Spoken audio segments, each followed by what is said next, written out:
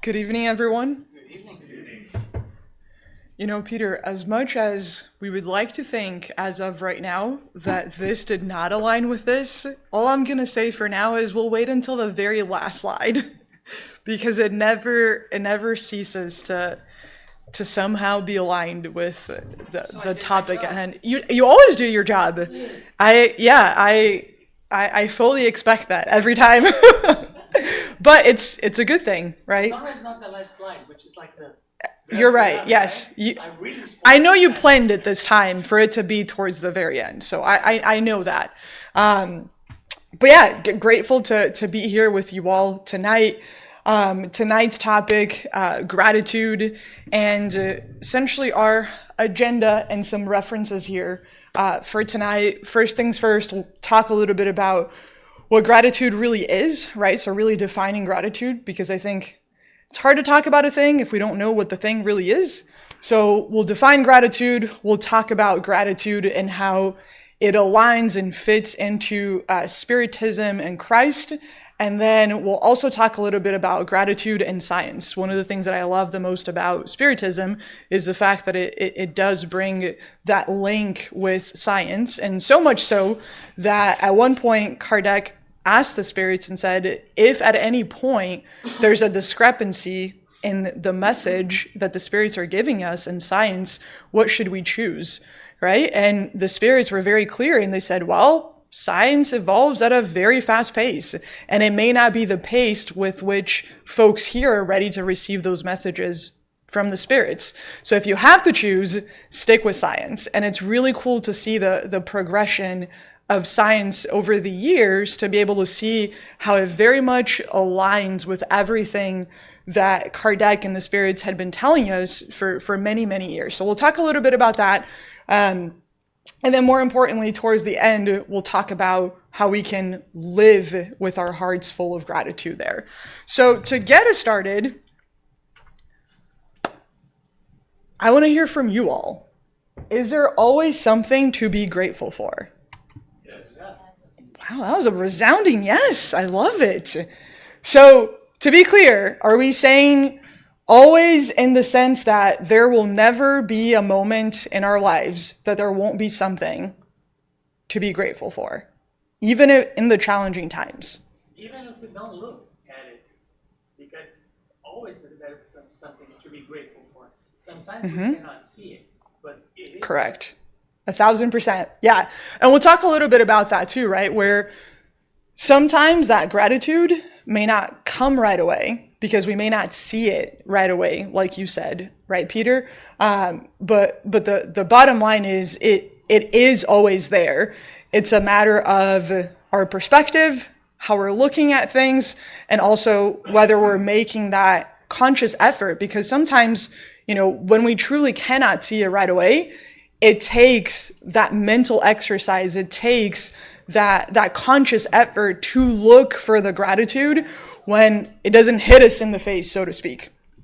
So let's talk a little bit about what it is and what it isn't, right? And so first things first, when we talk about gratitude, it's really a spiritual virtue. It's about that moral elevation. And oftentimes when we talk about gratitude here on earth, and especially with how everything gets so emphasized with social media and the society customs and what people think we should be grateful for, and the material things versus, really the spiritual things, oftentimes gratitude is looked at as this social courtesy or very superficial politeness of things. On the other hand, if we look at gratitude from the perspective of this conscious alignment with the law of love and progress, which will fit very nicely into all of the things that the spirits brought us, and really it's not blind optimism. Right? And I think that there's oftentimes a little bit of confusion with that, where folks feel like in order for me to be grateful, I have to deny that there are difficult things, that there are hardships. I have to have this blind optimism, and I can't, God forbid, I acknowledge that there's an issue. God forbid I cry about an issue. I'm not being grateful. And that's not what we're saying here, right? We're saying that I can live through the challenges. I can acknowledge that they're going to be grateful, that they're going to be difficult times, while still being grateful for those opportunities because they're going to lead to my moral progress. The other piece there is the fact that gratitude really is a daily spiritual exercise that truly transforms the heart. And notice the word exercise in there, because rarely it is something that we will feel all the time, every time. Because again, right, there are going to be those challenges, there are going to be those hardships. And the more that we can practice gratitude, which we'll talk a little bit about some ways to be able to do that, but the more that we can practice that gratitude, the more that we can exercise, kind of like a muscle. What happens when you exercise a muscle? It gets stronger, right? You build a repetition. If you're trying to learn a new sport, a new instrument, it's the exercise, the practice that creates that perfection, the repetition that makes us better. So there's no magic wand that we can wave. It truly is that exercise, and it is not something that we can only feel when things are going well. Because we're going to talk a little bit about this in just a little bit here, but we are here incarnated on Earth, and despite living relatively close to Disney, life is not a theme park. Right? We are here to learn. I know, here I am, right on the day that the epic verse launched and did their grand opening. Here I am just ruining dreams. But the reality is, right, we are here to learn. And in order to do so, there are going to be those challenges. Now, can we only learn through the challenges? What do we think? Y'all are very divided on this one. When I asked about if we can feel gratitude, there was a resounding yes. But is hardship or challenges the only way that we can learn? No, right? There's normally two paths that we can learn. There's through love. So, when you have someone saying, hey, maybe you shouldn't choose this path. Have you considered this other route here? Because I've taken that path and it was a little bit bumpy, right? We can choose to listen to those things. For all of you that are parents, imagine when you had your kids, and as teenagers, I was one once, and as teenagers, you know it all. You think that you can conquer the world.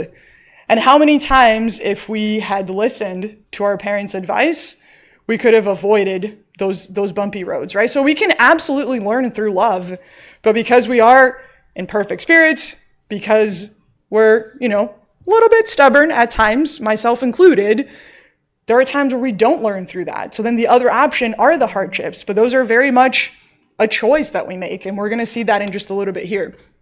And then the last piece there is that gratitude is really the source of peace, even in adversity, right? So really, even through those challenges, we have the ability of being able to be grateful for those challenges, because we know that ultimately it's going to lead us to a better end result.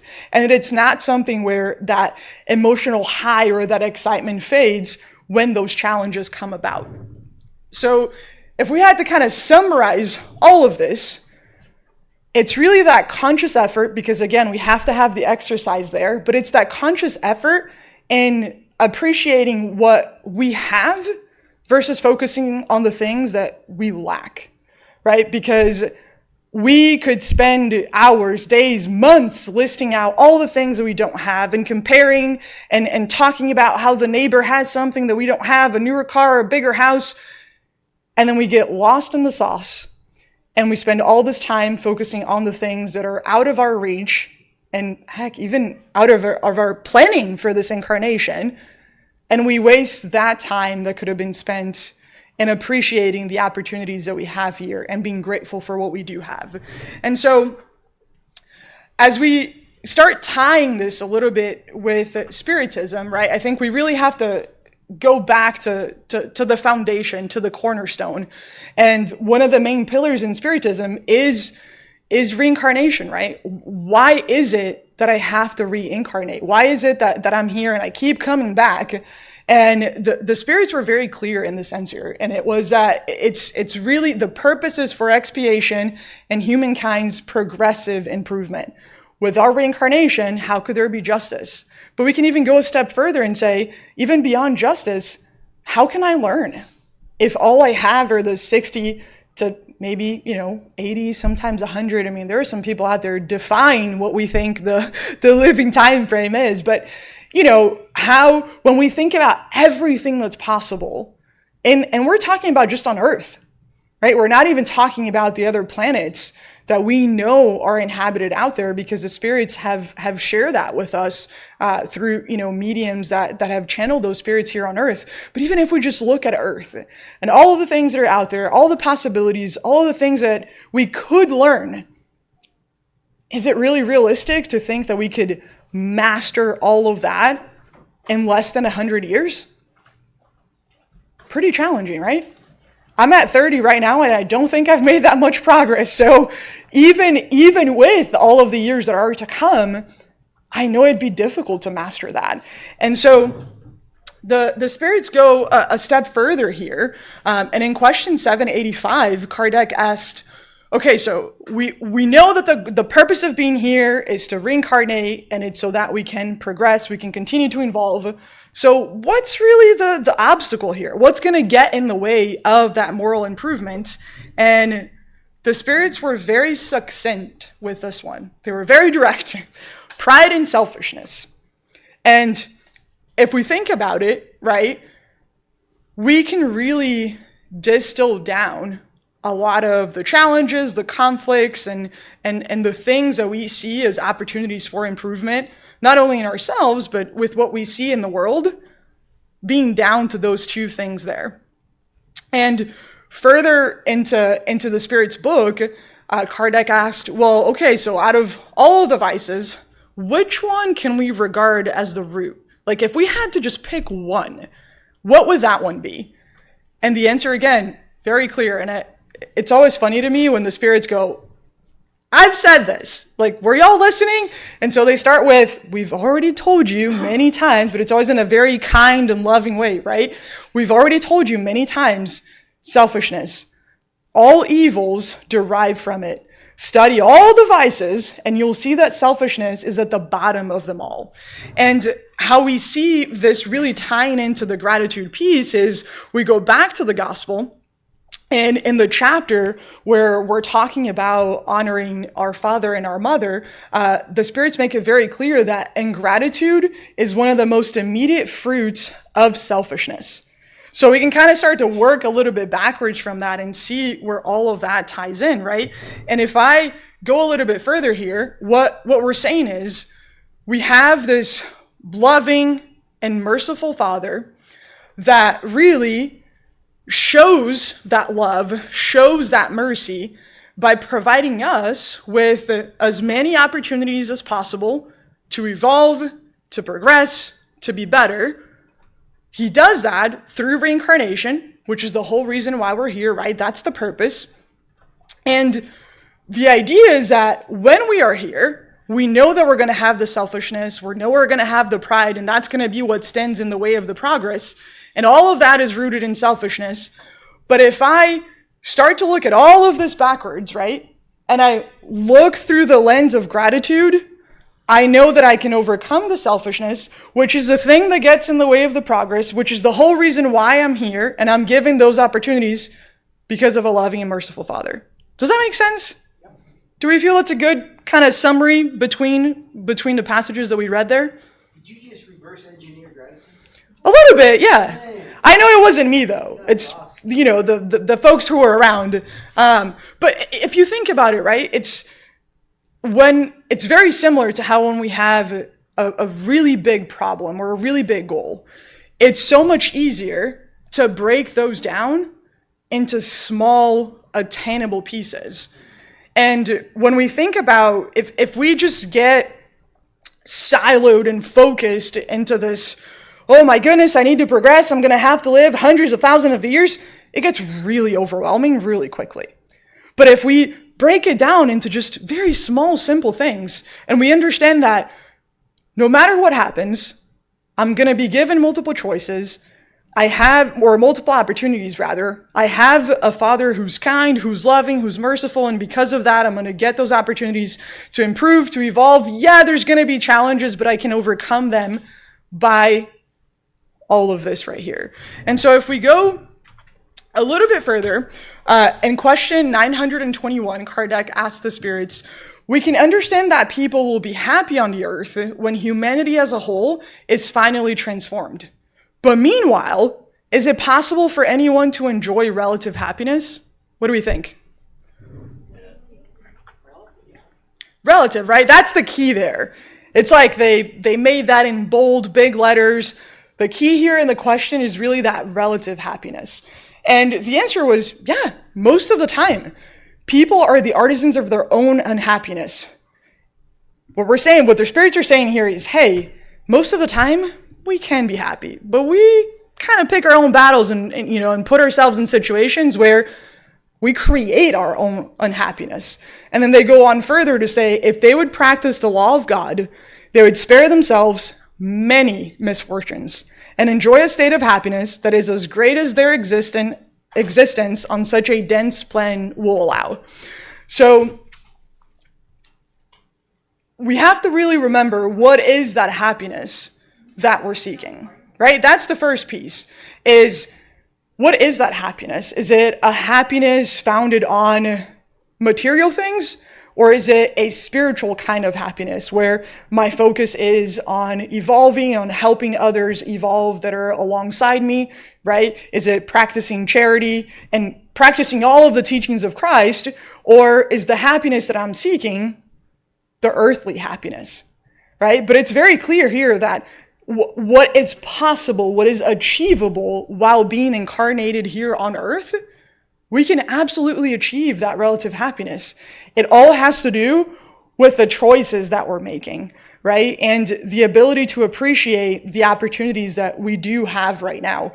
And at times we can kind of get stuck in this lamenting, because that's the other thing, right? If we had to find kind of a synonym for, or an antonym, right? The opposite of the word gratitude, it's usually lamenting, right? Or whining, the complaining of everything. Maybe that person who gets invited to a dinner, the table is set, there's a beautiful salad, entrees, dessert, and then they point out the little scratch that's on the table or a little thing, right?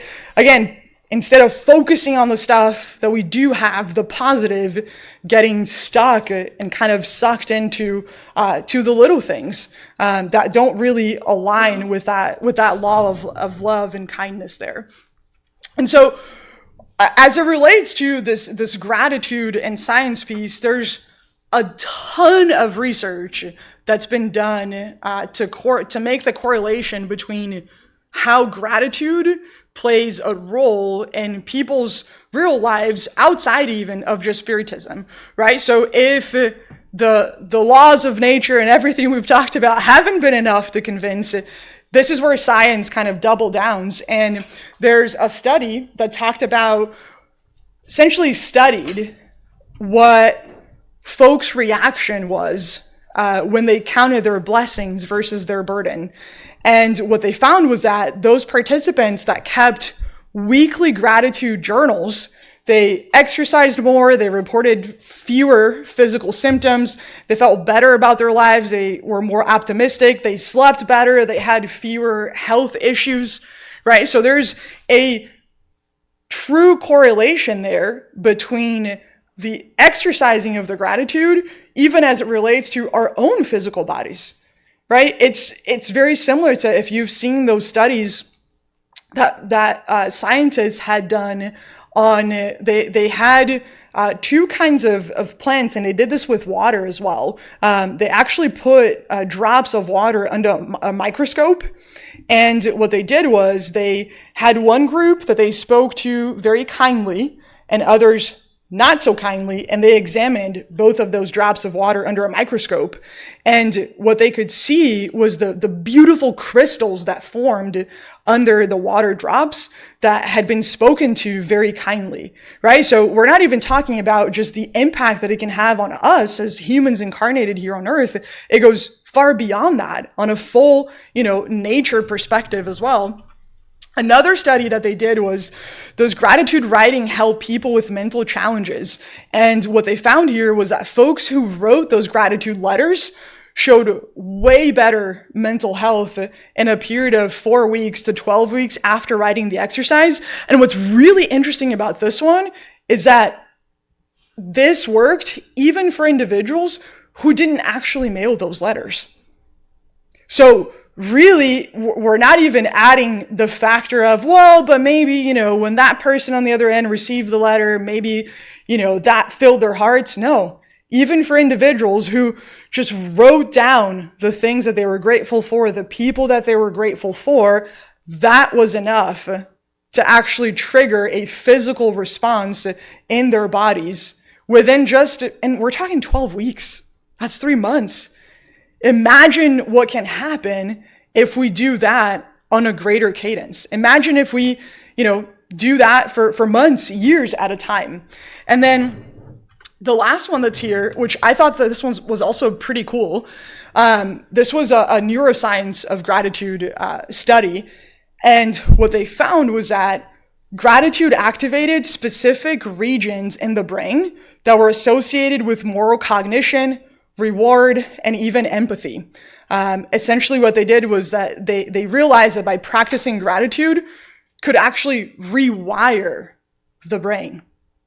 Like how cool is that? It's not even, it's not even something where by just practicing that, it's got those, those physical results that you're seeing. But there's also the further down, right? Like this is now studies on a brain level that is all aligning with the power and the benefits of practicing gratitude and being grateful for the things that we have there. And the cool piece there, right, is that it created a feedback loop of well-being. So it's one of those things that the more that we do it, the more we can live happier lives, the more that we can spread that positivity, that gratitude amongst us. And then now those people, it's a ripple effect, right? It's kind of like throwing a rock on a river, on an ocean. There are little waves that start to reverberate. And that's essentially what it is. I mean, think about it. I'm sure we all can think of someone that the moment that we think about that person or the moment that we run into that person, we're instantly happier because that person radiates joy. They radiate light. They're constantly talking about the things that they're grateful for, the things that they're excited for. But then on the flip side, I'm sure we can also think of the individuals that we might run into. And then you see that person, you're like, oh my gosh, you're going to tell me about all the things that are wrong, right? And it's not to say, again, right, this is not ignoring the hardships. It is acknowledging them, but not letting those hardships define our lives. It's realizing that we are not victims of the circumstances. We are a product of our choices, right? The things that are happening in our lives, they are a consequence of the choices that we made, whether in this life or in a previous life. But they're not punishment. They're an opportunity for us to learn, to evolve, to be better, to be shaped in different ways that we likely wouldn't have a different perspective were it not for those challenges. Does that make sense? Is that crazy pills? Does that track? So, coming back to this question, because you all answered it already, is it possible to be grateful in all situations? Pretty much, right? Again, it's that focus on what we have versus what we don't have. Letting go of, and it's not to say that we can't acknowledge the things that we lack, right? Because it is okay to be grateful while wanting more. It is okay to be grateful while seeking a better career and still appreciating the one that got us to where we are today, right? Those things are not mutually exclusive. They can coexist. And so, although I can acknowledge the things that I am working towards, right? The goals that I have, what I can't do and really shouldn't do is negate the things, the people, the experiences, the memories that have brought me to where I am today. There's also some really cool research that talks about the time in which the body puts out dopamine and serotonin as it relates to physical possessions, as opposed to memories and time spent with folks that we enjoy. And what scientists found is that when folks acquired a material possession of importance, so to speak, right? So maybe somebody's dream house, their dream job, their dream vehicle, whatever the case was, that joy would last for a period of 1 to 2 weeks, right? So it's that high. I'm really excited. Oh my goodness, I'm really grateful. And then you're like, I mean, yeah, but it's a car, right? Like it gets me from point A to point B. Doesn't really change my life. It's cool. I can listen to music. I can ride safely. But then what they looked at was what happened when people would either have recollections or would have real moments in time when they got to spend time with their families, gather around the table, when they got to see family members that they hadn't seen in years, right? And there's way more value, there's way more attachment, but there's also way more joy in that. There's a chance that, you know, for a lot of us here, we may not remember when we got the first car or the first house. Maybe we do, and it's not to discount from that milestone, right? But I can tell you exactly what I was wearing the day we adopted my dog. Down to the shirt and shorts, because that was memorable, right? But I don't remember what I was wearing when I bought my car, right? I can think back to the memories that I had at my grandparents' house. And if I close my eyes, I can probably smell the coffee that would brew at the coffee. There was this place where they would they would roast the coffee beans and brew the coffee right there. And it was right outside my grandparents' home, right? Like those are the things that are memorable. And again, those are the things that we carry with us in life, right? Those are the things that we have. And those are the things that we can appreciate, because the things that we have today that we can be grateful for are the things that have made us who we are. Those are the things that have taken us from point A to point B. And I can't get to point C without those things, without being grateful for those things. Now, this is an interesting one. Do we think that gratitude is a feeling? Is it a choice? Is it both? Both? Does everybody think that? No? Tell me more. It starts with the choice. You have to make a choice. I will be grateful for something or not. I can be ungrateful for the rest of my life. And if I made a choice, then I will start to have the feeling. That's good perspective. Yeah, I think it could kind of, I think depending on the situation, right? It might be possible that it kind of falls under one or the other or both. Because think about it this way. If, you know, let's say somebody surprises us with something, right? Even just somebody that you weren't expecting to see, and they show up and instantly, right, before we can even really think about it, we can be filled with joy and filled with gratitude, right? So in that moment, it might be that instant feeling that we weren't really expecting. And usually for the positive things, easy feeling, right? It's good stuff. We're excited. It's awesome. I feel good. I'm all jittery inside. But I think the choice is oftentimes on the hardships, right? Because to your point, Peter, from earlier, if I can't see the gratitude right away, I have to make that conscious effort. I have to stop and think, okay, what's happening right now, the situation that I'm in, I don't love it, right? It's not ideal. I wasn't expecting this. I didn't want this. But if I take a moment to be able to reflect, to analyze, to think back to the purpose of being incarnated and all of that, I can choose to look at that challenge, right? I can make that choice to look at the challenge as an opportunity to evolve, right? I can look at that challenge, at that hardship as, you know what? I don't have the full picture of what's happening, but I know God is in control. So I can choose to be grateful knowing that the end result is always going to be great. I may not see it right away. I may not even see it in this life. But there's no way that if we're agreeing that we have a loving, a kind, a merciful Father, that the result is going to be any opposite of that. There's this mother that had a child. This child, that's a great way of starting a story. There was a mother who had a child. Of course she had a child, right? She was a mother. But anyway, this mother had a 3-year-old. The mother left the child with the babysitter. The babysitter took the child out for a bike ride. During the bike ride, the child fell, hit her head on the curb, passed away. As we can probably imagine, right, that mother was distraught, heartbroken, devastated for years to come. This mother learned about Spiritism, and this is a true story.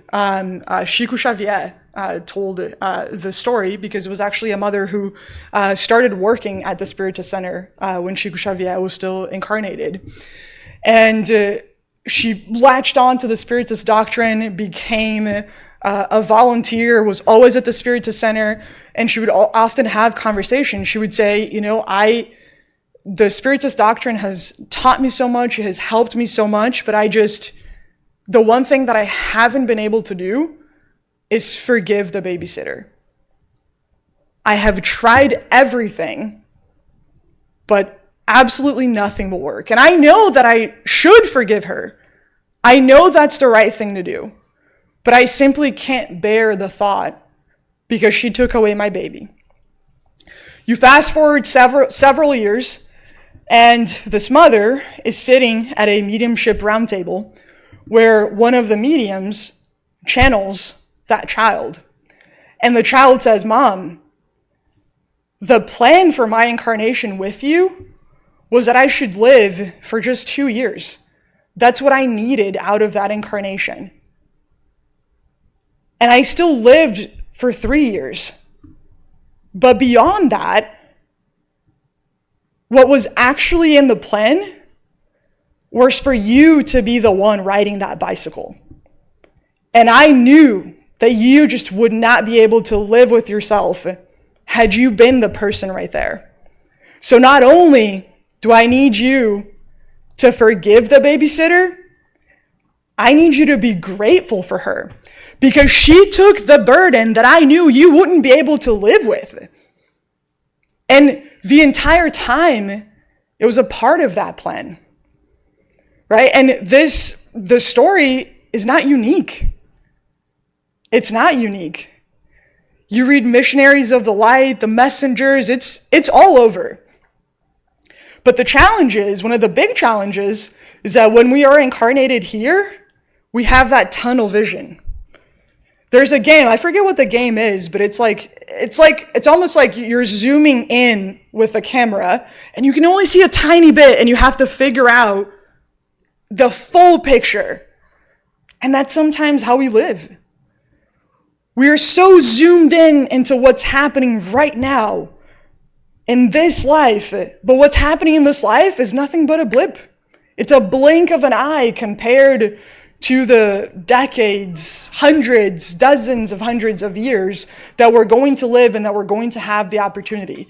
And so, although we may not be able to see, understand what that end result might be, right, there is always that something that we're going to be able to be grateful for. even if it's just the gratefulness for having that loving and that kind father that is ultimately leading us through the love, but yet we've chosen the hardship at times there. And the other piece here, which I'd love to hear from you all with this one, when life feels unfair, and notice feels, right? Because we're not saying that it is, but there can be times where we are frustrated, we are upset, we're mad. After all, we are human, and those emotions are very much valid, but it's how do we move away from that, right? But when it does feel like that, what helps you all remember to be grateful?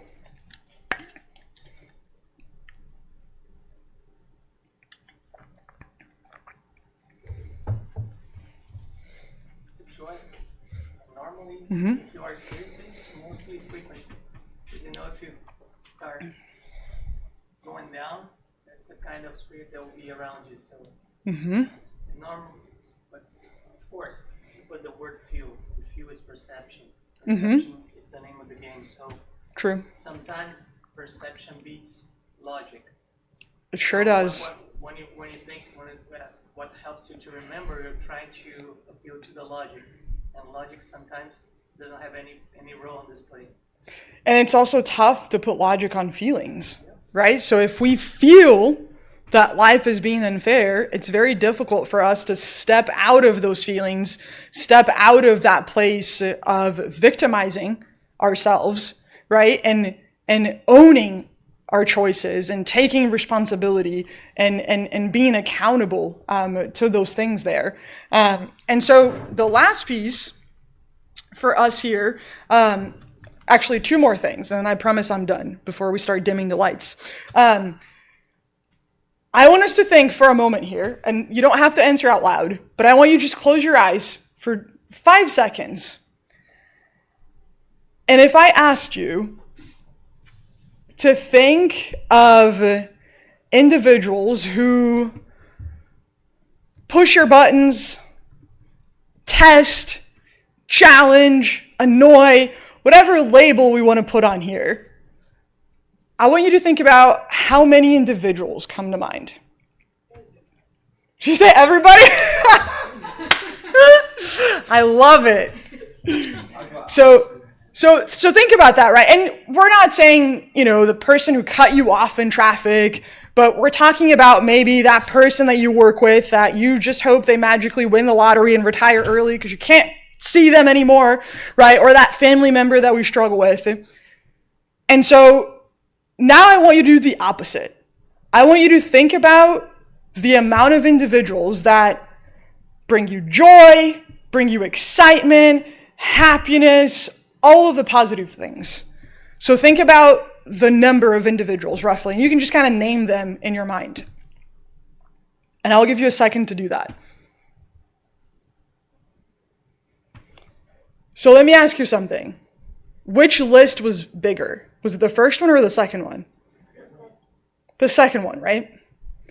Now, how often do we give more emphasis to that first list? Most of the time.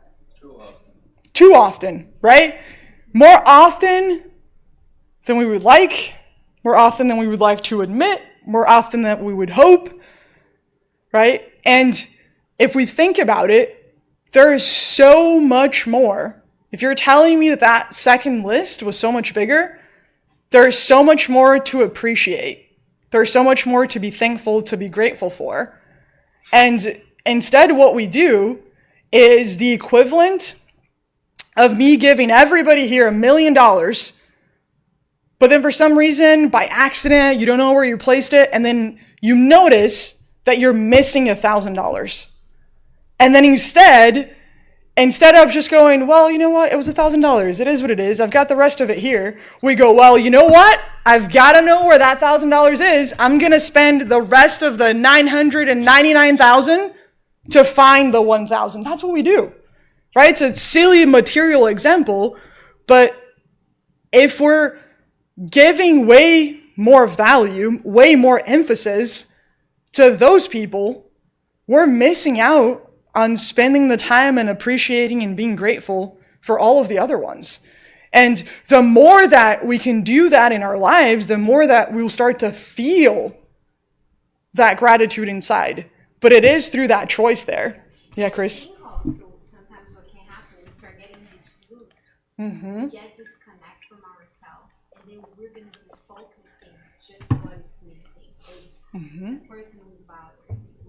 So sometimes I think that actually goes back to that question that you asked the last one.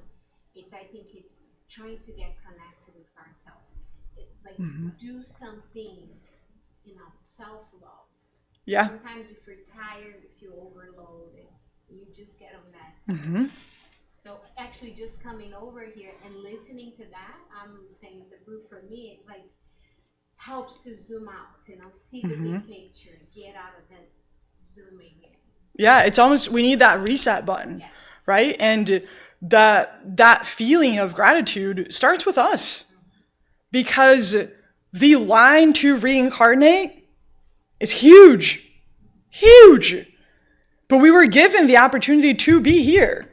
So that gratitude piece starts with where we are at right here, right now. And to your point, Chris, it can be easy for us to, once we do feel disconnected, right? And it kind of goes along with what Peter was saying. The moment that we disconnect, we start to attract that vibe and that energy. So then we're stuck in that endless loop. Yeah, Annabella. Yeah, kind of like what they were saying, especially for me in like the teen phase, we tend to stay stuck, kind of like what they were saying, on the things that we hope for and wish for, and the things that we're missing,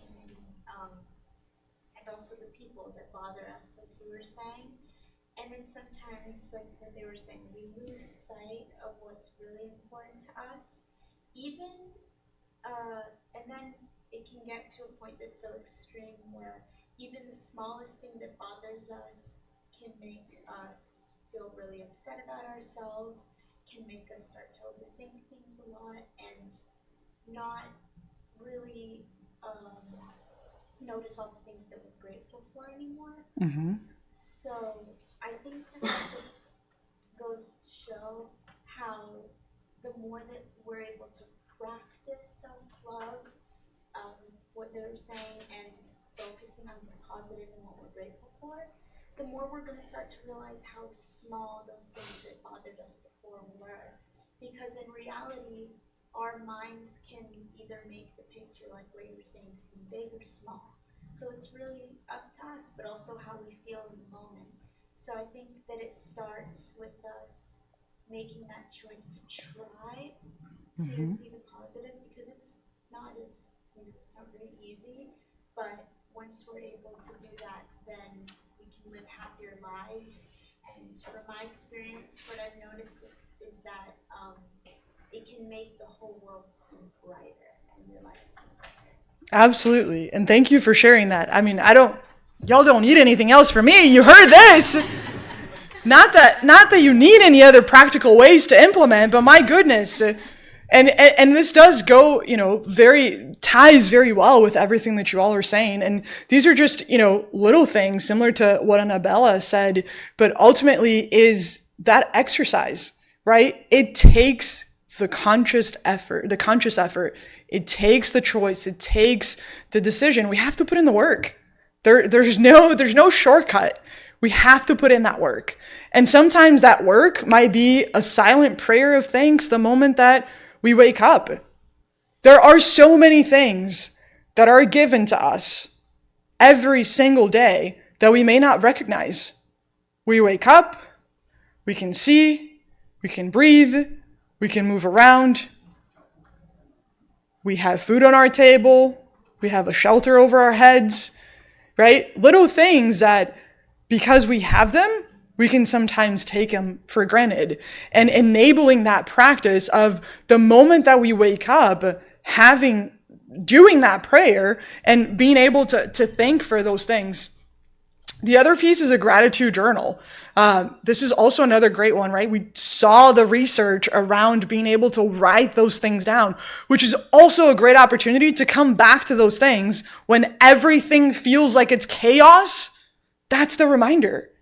We can come back to that journal when everything feels out of place and out of control.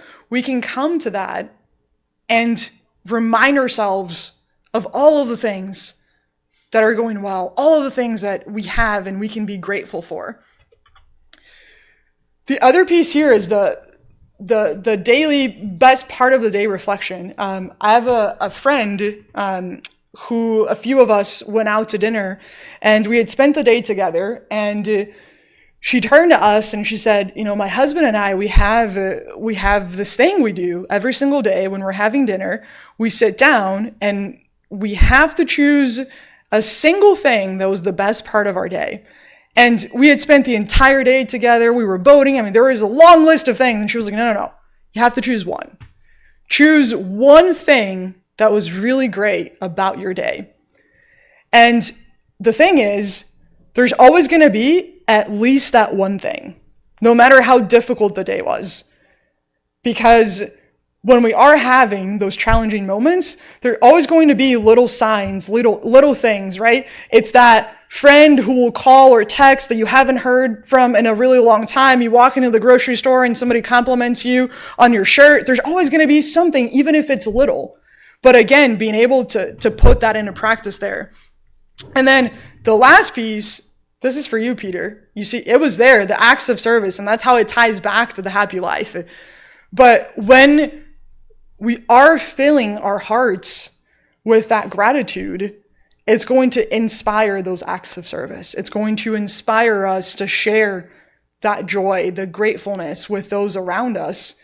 And we talk a lot about charity, right? And it's going to fuel those acts of service. It'll push us to share all of that positivity with the world around us. And it starts with us, right? I can't wish for a better world if I'm not doing my part here.